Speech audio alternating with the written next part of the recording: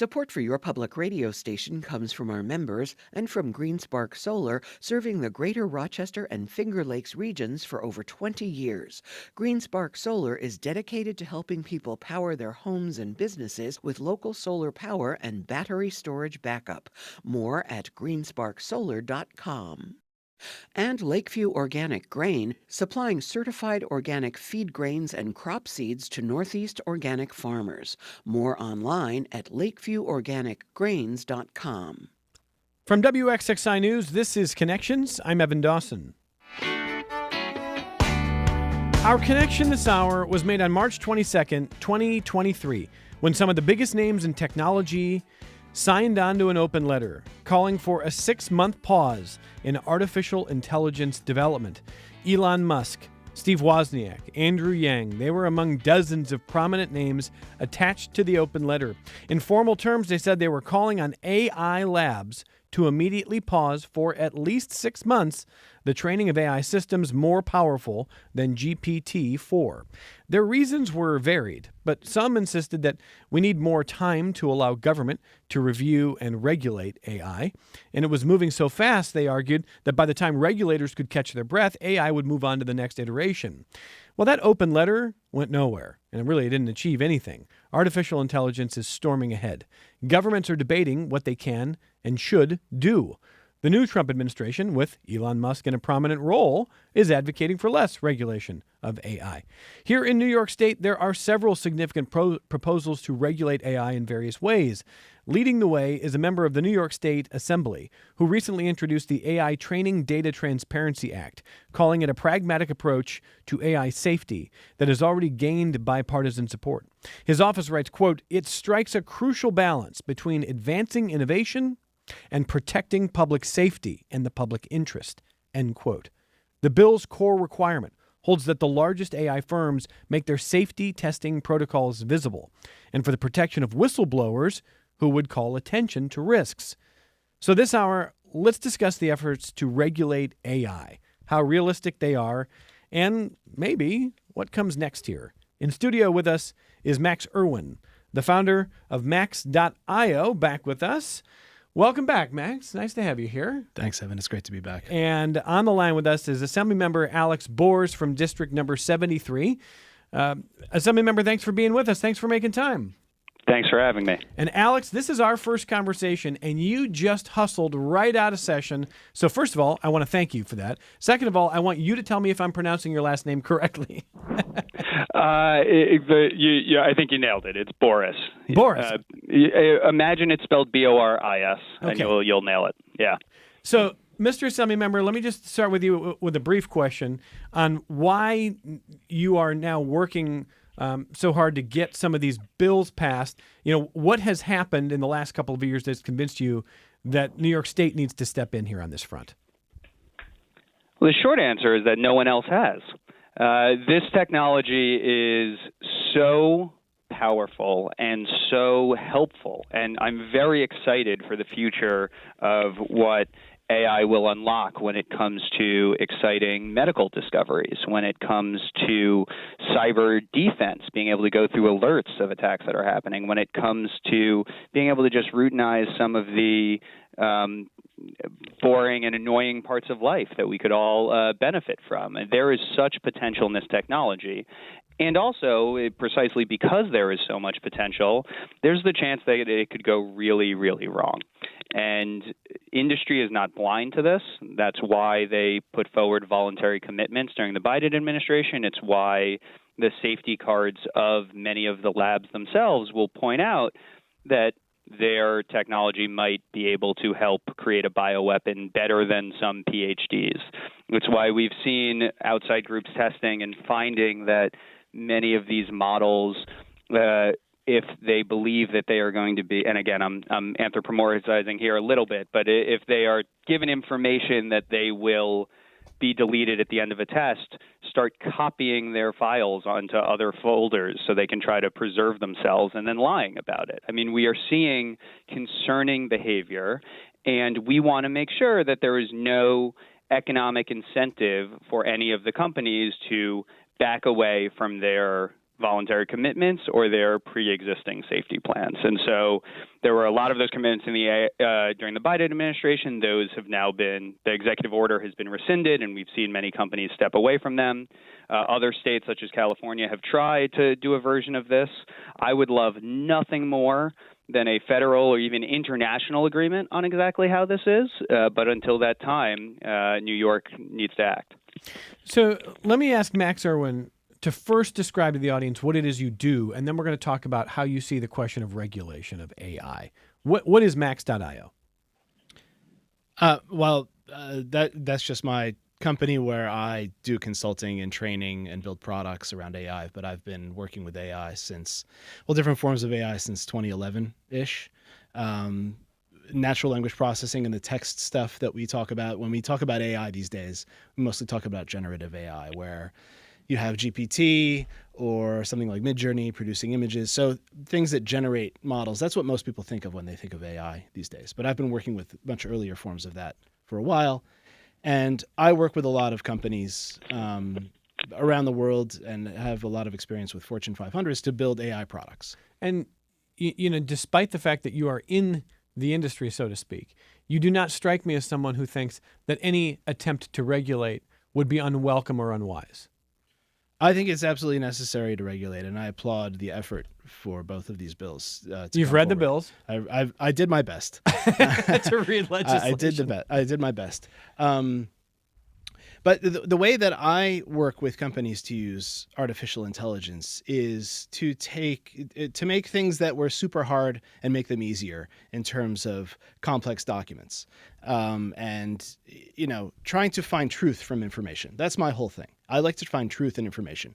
But when you've got a stack of documents that are, you've got 1,000 things, and you want to find a critical answer from that stack of 1,000 things, it's really hard. So that's how I started my journey in search technology, and then it just naturally evolved into artificial intelligence because it was a necessity. So that's my whole mission, is to try to get truth out of information. But there's a lot of misuse out there, and there's a lot of ways that companies just kind of build models and they don't think about the implications, and there's no accountability, and there's a lot of stuff going on where we're seeing things that are not great, that I don't like. Maybe they should be allowed, but they're quite distasteful. Like, companies are firing their marketing departments and just replacing them with AI systems. I don't know if we can regulate against that sort of thing. It's pretty cringy to do something like that. But we're seeing it happening. But there are definitely ways where we should work to regulate on safety. I know we haven't dove into the specifics of either of these bills, but I lean more towards the data transparency bill, because there are two, and we haven't introduced them yet in the. Okay, but let's start with the transparency bill. I want to hear you describe your read on this bill, and then I want the assembly member to describe the mission of this piece of legislation. How did you read this, Max? So because I've trained large models, I haven't trained anything the size of GPT, but I've spent quite a bit of my own personal money to train smaller models like the BERT models. I won't get into that, but basically an AI model is just an interpretation of data, right? So you take data and you give it a task, and you give it a metric to measure improvement, and you say, try to perform the task with the data, and then that eventually you get a model if you do it right, which is software, and then you have to host the software and run it. So the model is nothing without data, right?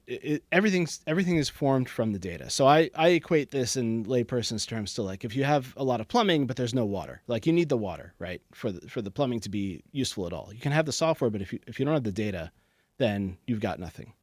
So models work well for the data that it has seen during training.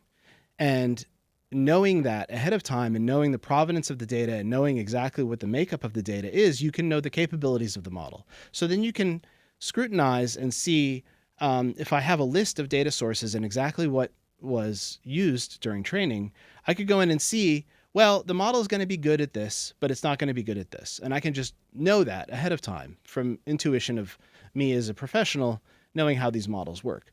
And I can also see, well, oh, there's this bad stuff in here, or there's this biased information, maybe like racist content from the internet. Oh, this model might be racist because you've got a lot of, 4chan stuff in there. Things like that will illuminate how the model will work in the real world and what it will do. And without knowing that, we don't know how the model will behave as the general public. We have no idea, because all of these models are built in secret. The training data is secret. So I really like this side of the regulation that's proposed. I think that's far more clear cut to discern rather than safety. Safety is much harder to understand. But once you get the data down, then and you understand the sources of the data, and then when it comes out, then you can scrutinize, like saying, hey, you shouldn't have been using this in your model training, and then that will eventually give way to better safety, right? Because you understand the data that was used.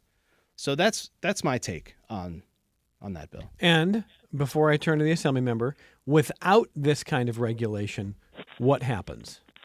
What happens is companies just scrape up everything. They put anything in they want in there, and they try to make general purpose models. So they get more and more and more information. If you take, for example, GPT-3.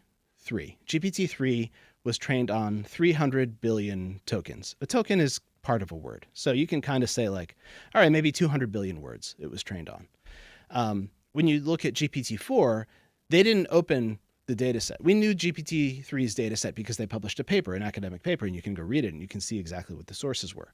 But GPT-4 was built in secret. And the data sources were leaked, so-called, by someone on the inside. I don't know if we know who, but then they said, it was trained on about 13 to 14 trillion tokens. So roughly 50 times the size of the data set of GPT-3. So that's the step that we took. So that's just an enormous amount of data. That's just huge. And when you see that, there's no way they know exactly everything that's in there.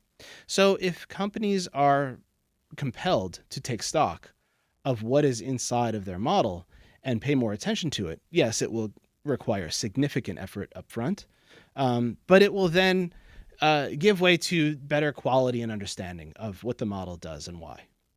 Okay. Now, Assemblymember Alex Boris from District Number 73, who is on the line with us, on the transparency bill, the AI Training Data Transparency Act. How did Max do at interpreting what you're trying to do there?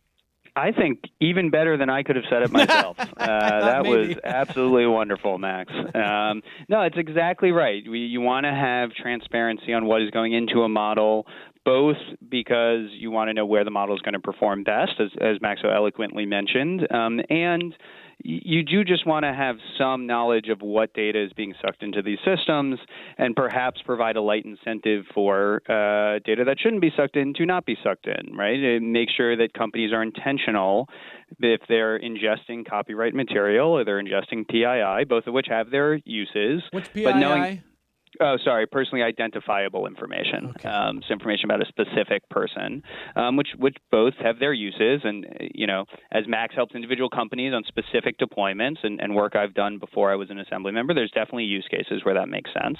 But knowing that you're going to have to disclose that, I think will make the people training models be more thoughtful on what data they ingest or not. The only bit that I would add on to what Max said is that this bill is actually, except for perhaps the very last section, an exact copy of a bill that's already passed in California.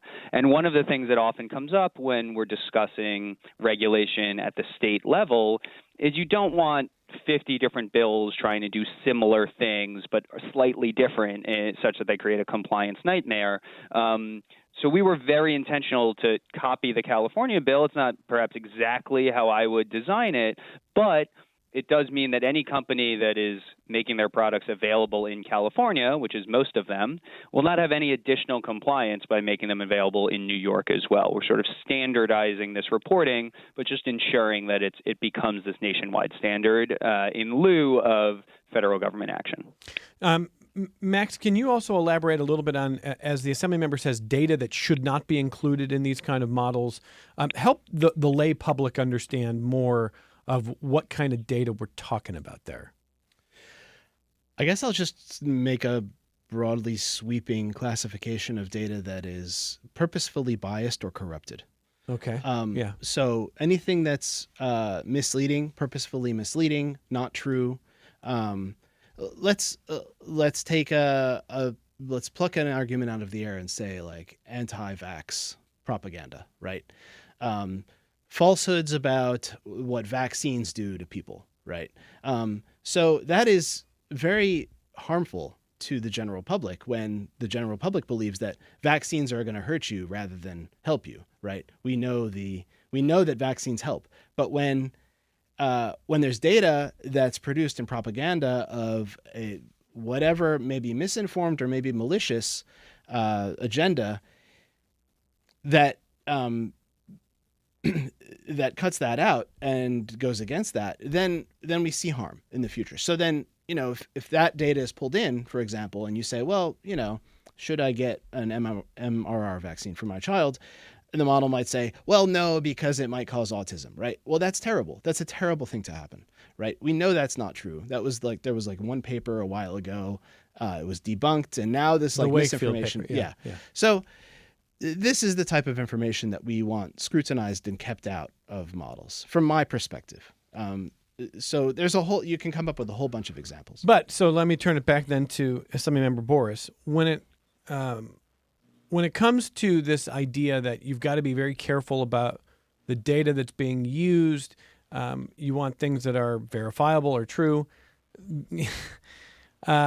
not to feel defeated or cynical, but there's this idea that, well, the truth is malleable or the truth is debatable, or even some of the people at the highest levels of government are now questioning vaccines, or RFK has this vaccine task force that seems determined to link vaccines to autism despite all the evidence previously. And some people listening right now might say, well, I don't want Assemblymember Alex Boris regulating the kind of information that he thinks is true, because there's stuff that I don't think is true, or RFK doesn't think it's true, or anybody else doesn't think it's true. And it ought not be the government trying to create regulation of AI, especially these language models, because then whoever's in power next is going to repolice it, and we're going to repolice it after that. I mean, what do you make of that, Assemblymember Boris? I have great news for those people, which is that the bill does not empower me or any other government official to do any sort of regulation of the choices of what data goes into the training. This is a disclosure bill. This is empowering you, the consumer, to make your choice as to what models you use based on what actually went into it. I would think of it as the ingredient list on the food you buy at the grocery store. So this is not saying you can use this data, you can't use this data. It's simply saying you need to disclose generally the kinds of data that go into it so that consumers can make their very own choice on that. So if the argument that people make is, I want to make my own choice, I don't want the government to do it, they should love this bill. Okay. Max, does that comfort you? What do you think? I think that's fair. I think it's a good way to go forward and let people make their own decisions. We don't want to, be that arbiter of truth. I don't think that's fair. I have my opinions, which I just said about vaccines. Other people might say, well, I want the model with all the weird stuff in it. So that's fair. I mean, it's one of the great things about this country is that you can choose to learn what you learn, and do what you do. So I really like the idea of yes, it's a list of ingredients. You want to go eat Doritos all day long, that's on you. But if you want to eat lettuce, then all right, go eat lettuce, right? You give the choice. Okay. By the way, Assemblymember Boris, this particular bill, again, it's the AI Training Data Transparency Act. Where does it stand with your colleagues? We've had a lot of good conversations. It has not yet moved in committee, but I'm hoping that we will have it in a vote in committee next week on both the Assembly and Senate side. But conversations are ongoing. We have another 5 or so weeks in session, and a lot of legislating to be done. What's the best argument against this bill, Assemblymember? Oh, that's a great question. No, I think there were people who were opposed to the original California bill. And I want to be clear, there is a minority of them. Even the Hugging Face, the largest repository of open source AI models, they don't lobby on behalf of any bill, but they put out really positive comments on the California bill and have noted how this is similar. In fact, the text is nearly identical. So, but if you ignore the initial standard that exists, I think there was arguments against in California that they thought it would be too onerous to report this information. But, as can be seen, many of the bills in California were seen as too onerous and were rejected. This is one that everyone felt fine with. And now that it has been established, I think there's even fewer arguments against it for the New York version. Here's an email from Frederick who says, it is dangerous to regulate technology on the basis of potential hazards rather than on proven cases of harm. It is likely to slow innovation. Besides, knowing the data that is input to an LLM gives no real assurance of what comes out. Assembly Member Boris, you want to respond to that first? Yeah, I think that argument's probably more relevant and directed at the second bill that we're going to debate, which is focused a little on what could come down the line. But perhaps on the piece of there being no assurance, I agree. This isn't establishing liability or a standard or any sort of thing that would be tested against the output. This is simply giving more information on the input. I mean, again, to go back to that ingredient label on what you're eating, it's not putting in the proportions of each ingredient. It's not saying if you eat this, you'll definitely be healthy or not. It's simply giving information to the consumer and to other researchers that might be using the model and want to combine it with other tools and expand it. So, this is focused on that aspect. But for the general aspect of, you don't want to regulate potential harm, I think that's most of what we do in the laws is try to make sure bad things don't happen. We don't just focus on things after and use liability as our only tool to check. So this is, there's certainly examples of going too far, and we can have a debate about what that level is. But I don't want to live in a government or in a society where the government just says, no, let any bad thing happen and we'll settle it after the fact. I want there to be a little forward-looking in keeping me and my family safe. Max, what do you make of Frederick's idea there that when it comes to tech, we ought not regulate based on potential or imagined harms? We should only regulate if there are proven harms. I mean, that's pretty much how we do things in America, right? That we go off and we innovate, and that's why we are probably the top innovator in the world when it comes to technology, because we build things and then we think of regulation afterwards. Whereas if you compare to somewhere like Europe, they like to regulate while things are bubbling up, and then it ends up maybe stifling innovation a little bit. So I agree with that sentiment, right? Why cut something short if you can't prove harm? In this case, I think that, while it's not easy to pin down material harm, I don't think there's been cases of people maybe like dying from LLM use or something like that. We can definitely see impactful harm in terms of, potentially economic loss or other things. So the idea of proven harm is interesting. And, I do think that's a good point. It's a challenge when you're talking about something like technology, right? Because this isn't physical technology. It's not like a car where you can say, well, when Ralph Nader went forward and he wrote the dossier unsafe at any speed for certain models of cars, and it was a huge problem, and so the regulation was eventually put in place to make sure that cars were safer, right? It's really hard to say, well, large language models are killing people right now, because I don't think they are. There's something bigger that we need to consider, though.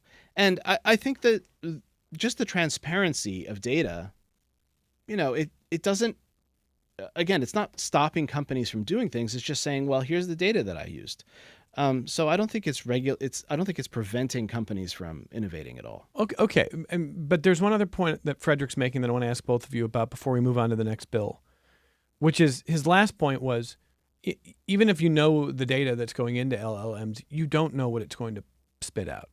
And let me just bring a news story from the last fall to the forefront here, because I take Frederick's point. Like, if you're just imagining harms in your head with tech, are you going to slow down the industry in your country, in your state, et cetera? Are you going to get lapped by others who inevitably are not going to have these guardrails?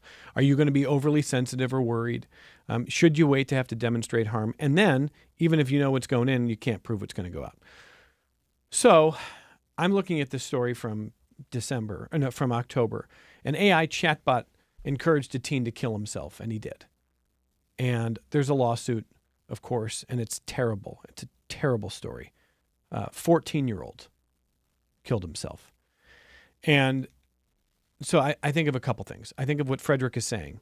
Like, how would we have known that it would do that? So do you overregulate it, trying to prevent that kind of harm? You can't predict what's going to come out of it. So how could you even try to regulate that? Is this an example of the kind of harms? Could this have been prevented? I have no idea, Max. And I also know that human beings are complex things. I mean, I don't know anything about the 14-year-old, and my heart goes out to everybody involved in that terrible, terrible story. But on any given day, an AI chatbot might tell somebody to do something terrible, and most people may not do it. So I don't know what to do with this. I'm open to the idea that we do need to regulate this, that we do need to understand it better. I don't know how you can, how strong can the guardrails be in terms of preventing harm? Yeah, that's interesting, and maybe this is a good segue to the other bill, the safety, the RAISE Act, which is the Responsible AI Safety and Education Act. I'm just thinking of Frederick's point. Like, I think the creators of that chatbot would have said, well, we never would have thought it would have encouraged someone to commit suicide. Right, and there's they did say that. Yeah, and I'm glad you brought that up, because I was going to mention that we have at least that one case where LLMs did contribute to someone's death, and that wasn't the first. There was another story of a father, a husband, I think the story broke in April of 2023, that had been using a smaller apps company built on top of a larger model, and their family thinks that it was contributed there.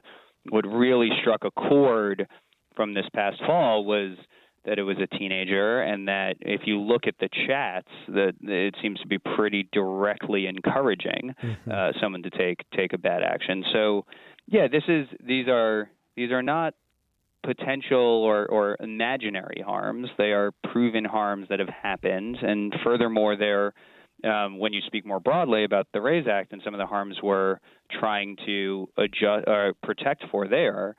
They're harms that the company's own safety teams say are likely. They're not sort of imagined by a third party or by someone off in the wilderness. It's what the teams themselves are already checking for. So I really take Frederick's point. I don't think we should ban most examples of technology because of potential harms. But that's a ban or a pause. None of that is on the table of what we're talking about. Okay. It's about setting up guardrails that make us all safer as we use it, as we innovate with it.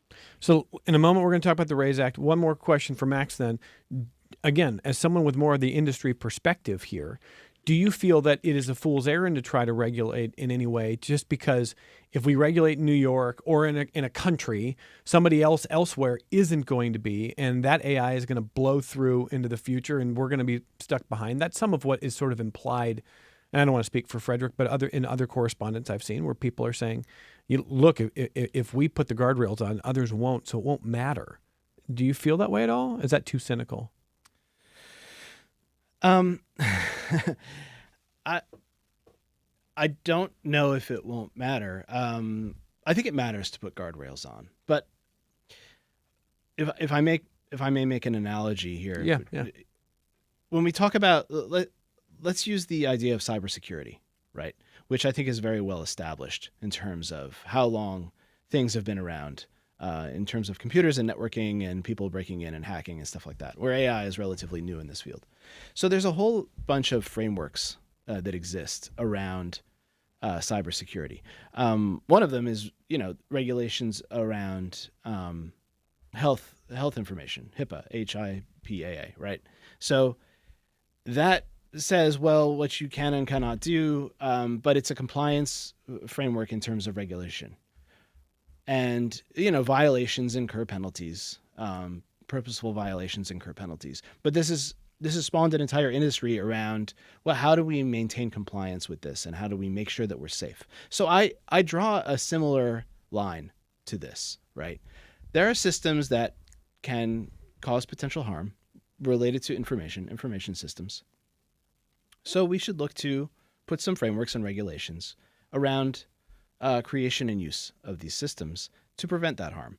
And I don't think it's a leap. This isn't new. The technology might be new, but the idea of regulating technology in a certain way is not new. So that's how I would approach this. Yeah, fair. And well, let me get Brock in Rochester on this subject. Hey, Brock, go ahead. Hi. Yeah, so actually I work in regulatory compliance in a hospital system here in Rochester. And I think you're a little bit past what I was calling on now, but I just wanted to give you a slightly different perspective on Frederick's question or point that he made about why would we stifle innovation for the sake of preventative regulation, right? And Sure. so Yeah. what I thought could be a different perspective on that would be that when you build something or when something is in the process of being built, whether it's software or a protocol or a process, that time period is easily the most malleable time period that policy or that technological infrastructure has. And trying to change these things from someone who I literally tell people to change these things for a living, where like we find out that there's a risk or a liability within a piece of software or how we're using something, it's way harder to fix it and regulate it after it's already built. And that's why I would say that from my perspective, it's better to have regulations be overbearing during that construction phase rather than after the product or technology has already been deployed. But how does it usually end up happening, Brock? Which fork in the road do we usually go down? Well, healthcare is a little bit different, I think, because of what we were just talking about with HIPAA.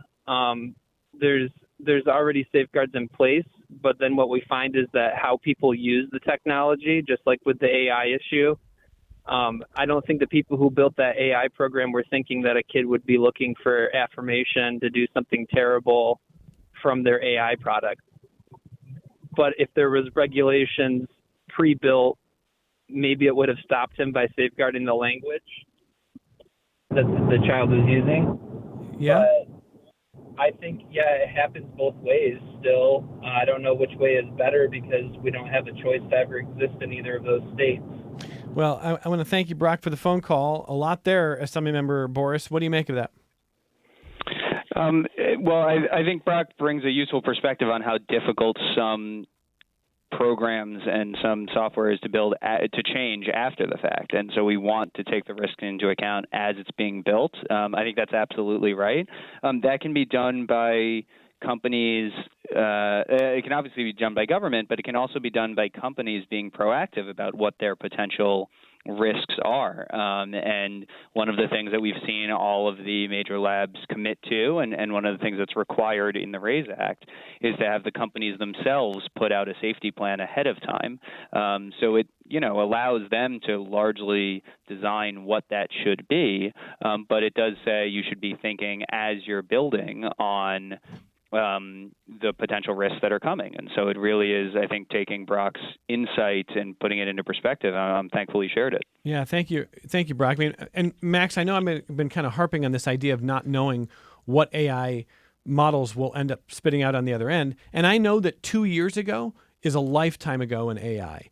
But when Kevin Roose of the New York Times in 2023 wrote that story about how the AI encouraged him to divorce his wife, and he's going like, what? And the people who created it were like, we do not know why it would say that. That is not the intention.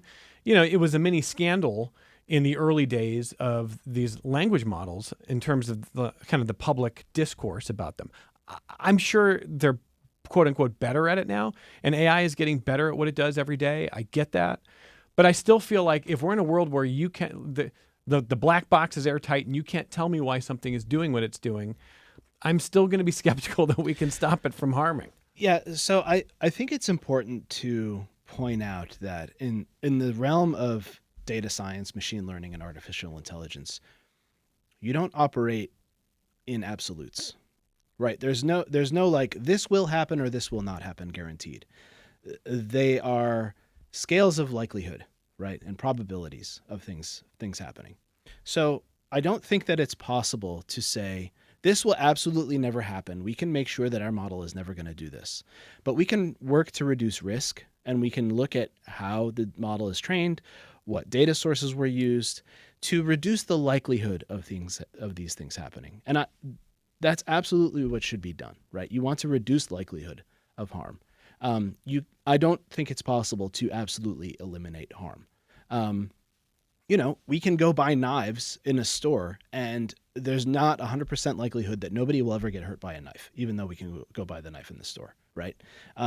So that's how we should look at this problem. We look to reduce risk, and we look to reduce harm.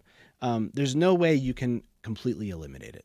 So I think that's probably my response to that. Okay, fair enough. We have to take our only break of the hour. Gary, who just jumped into the YouTube chat on WXXI News, the YouTube channel. I'll read your comment on the other side of this, and then we're going to kind of talk more about the RAISE Act here in the New York State Assembly, the Responsible AI Safety and Education Act. So making sure you understand what has been proposed if you are not only interested in the current landscape of AI regulation, but what government is trying in some ways to do about that. Assemblymember Alex Boris is with us on the line from district number 73. Max Irwin, the founder of Max.io, is with us in studio. We're right back on Connections. Support for your public radio station comes from our members and from Excellus Blue Cross Blue Shield, believing that everyone deserves to be cared for and to live well. Through community investments, partnerships, and education, Excellus Blue Cross Blue Shield is working to address health inequities. More at excellusbcbs.com.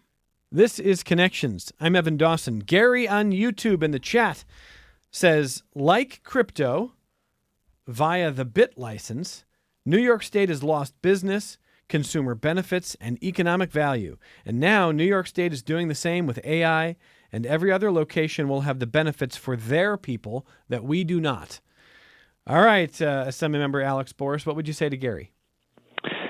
Well, I appreciate the concern, but I actually think that Gary is perhaps misled on both what's happened with crypto and what's happened with AI. In fact, the BIT license, while because it was seen as such a gold standard when it was the first one that was developed by government, there was actually a swarm of investment in New York State in crypto. And I've actually worked with that industry a lot on some changes to regulation. They are actually worried now that we are going to be surpassed by the feds in establishing standards that can be trusted and are asking for more on that regard. So, theoretically, it's always possible to overregulate, but I think when done well, you're actually encouraging innovation, right?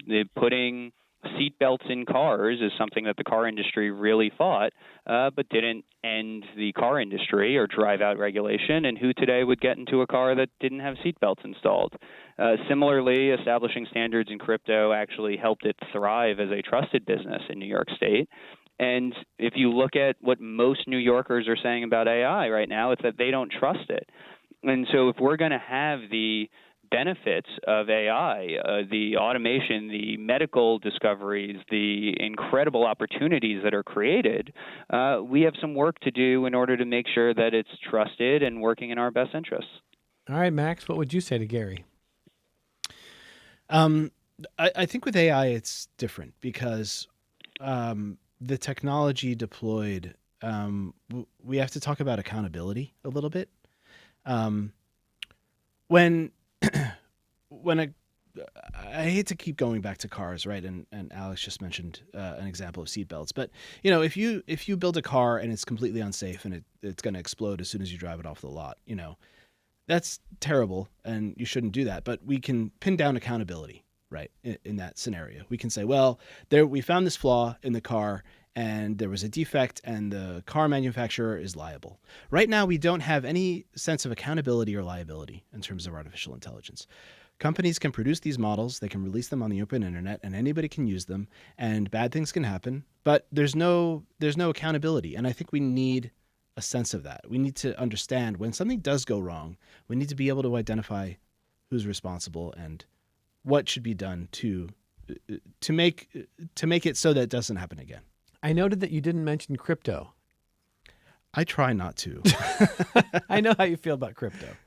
And Gary, I know you're a fan of crypto. So, and I appreciate the difference of opinion, and I appreciate the concern there. And Gary, thank you for weighing in there. So, Assembly Member Boris, explain, what's your short definition for when people say, well, tell me about the Responsible AI Safety and Education Act. What does it do?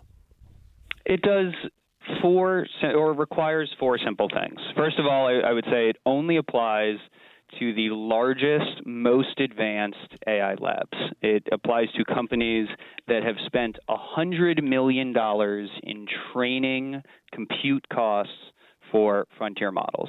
So these are not startups. These are not late-stage companies. These are the largest of the largest. It's probably a single-digit number of companies at the moment. I'll also point out that it excludes all academic research and academic institutions. But it is saying that the largest labs, the largest companies behind artificial intelligence, need to do four simple things to ensure everyone is safe. First, they need to write and publish a safety plan. Second is they have to have a third party review that safety plan and make sure that they're following it. That third party is explicitly not the government or some new agency. It can be any consultant that they hire that's following best practices, but just someone that is not their company. Third, they need to disclose critical safety incidents, and we define that specifically in the bill, but things that would make all of us a lot less safe if it goes wrong in a very material, meaningful way, that needs to be disclosed. And fourth, provide for whistleblower protection. So if the company's own employees or that third-party contractor say, hey, there's real catastrophic risk here, they shouldn't be fired for doing it. Max Irwin, what do you make of this effort?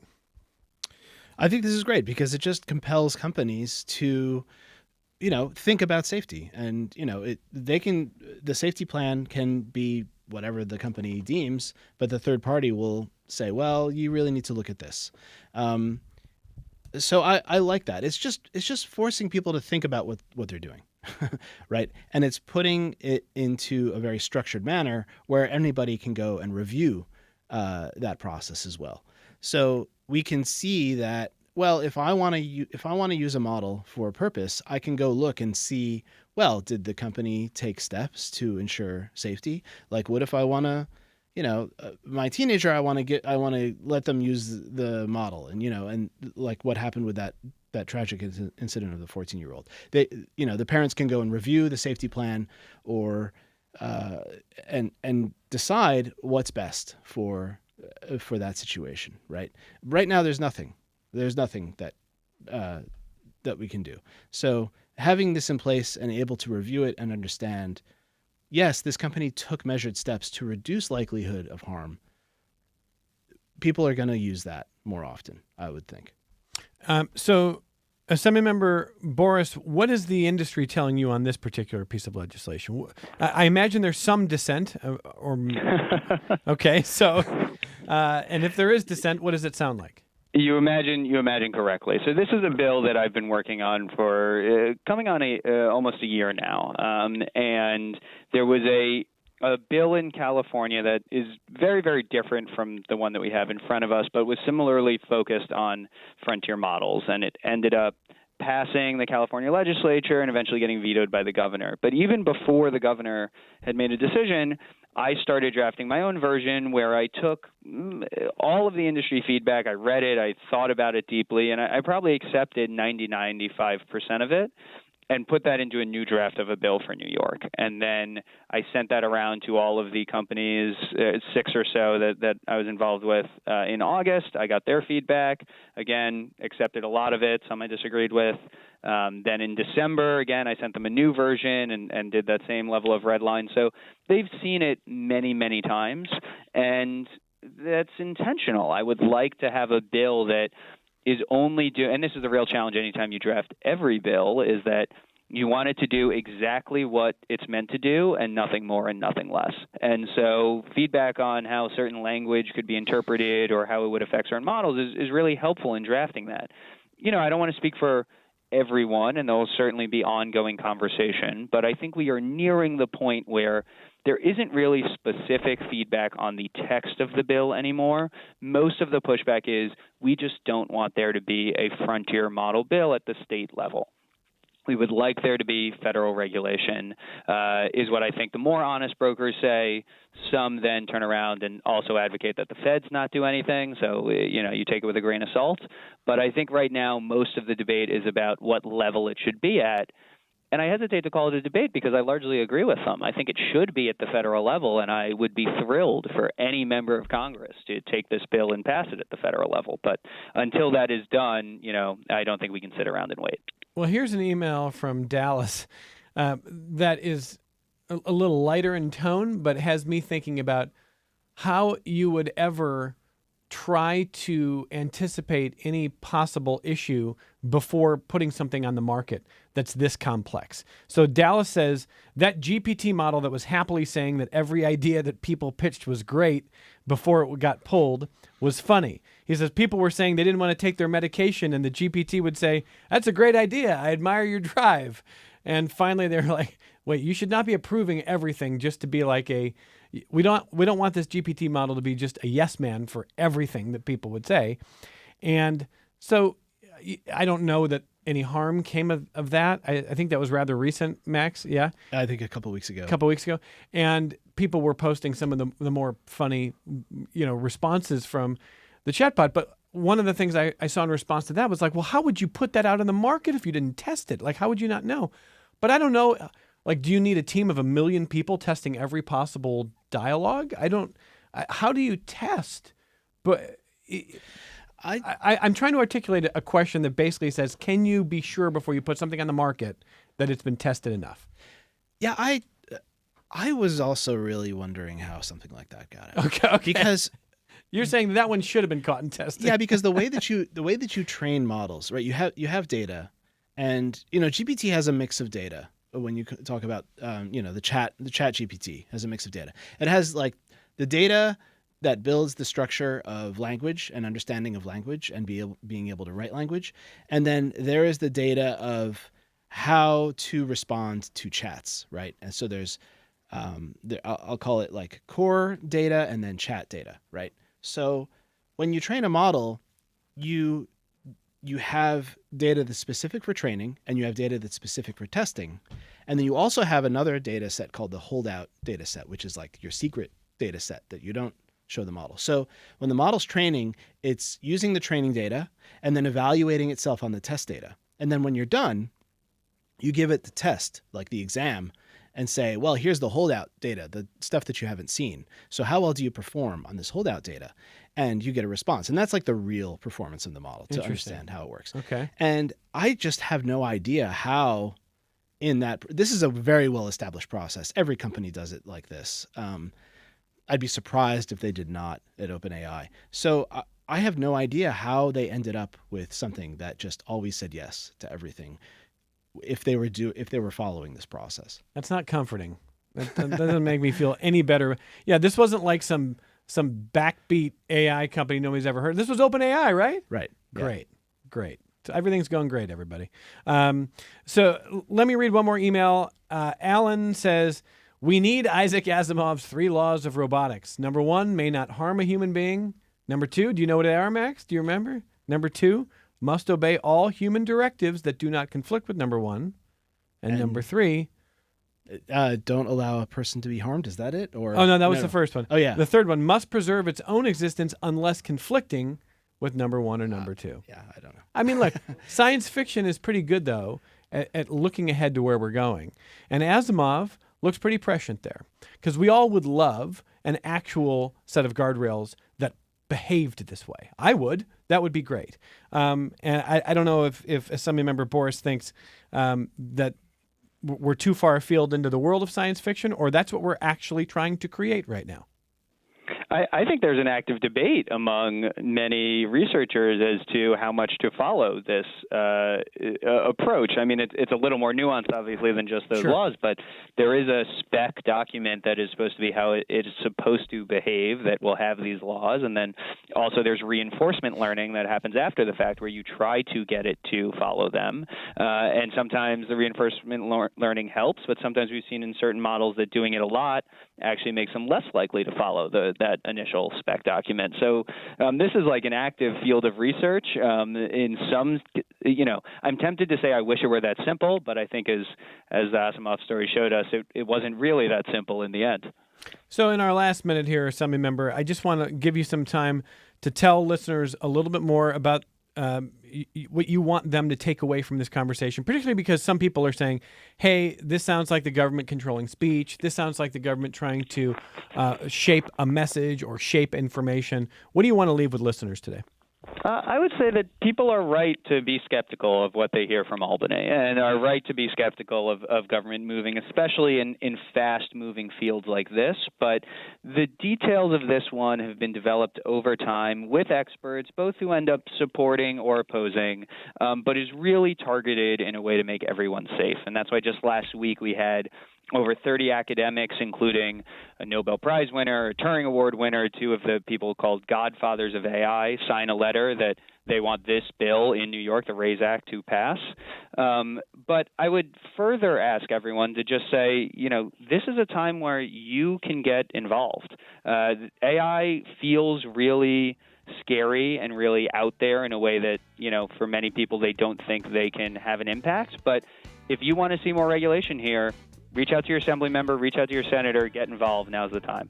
The RAISE Act, the Responsible AI Safety and Education Act, the AI Training Data Transparency Act, two pieces of legislation we've been discussing this hour.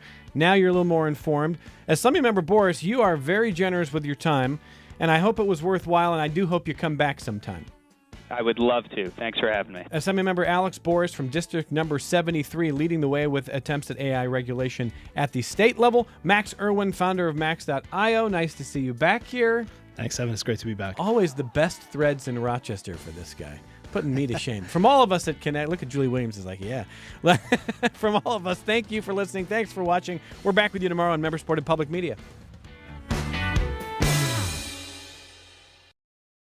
This program is a production of WXXI Public Radio. The views expressed do not necessarily represent those of this station, its staff, management, or underwriters. The broadcast is meant for the private use of our audience. Any rebroadcast or use in another medium without expressed written consent of WXXI is strictly prohibited. Connections with Eben Dawson is available as a podcast. Just click on the Connections link at WXXInews.org.